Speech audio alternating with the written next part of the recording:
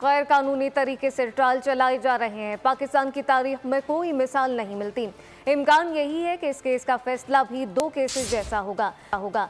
Barrister Gauhar ने शफाफ इंतखाबात न होने का खदशा जाहिर कर दिया। मीडिया से गुफ्तगू में कहा कि जिस तरह मुकदमा के फैसले हुए, खदशा है कि इंतखाबात शफाफ नहीं होंगे।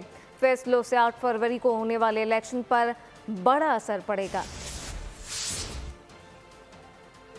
आईनी और गैर कानूनी तरीके से ट्रायल चलाए जा रहे हैं। जिस तरीके से अंडर प्रेशर कोर्ट काम कर रही है और जिस तरीके से प्रेशर डाल करके वकला को टाइम दिए बगैर ट्रायल चलाए जा रहे हैं, इसकी पाकिस्तान की हिस्ट्री में कोई मिसाल किसी को नहीं मिलेगी।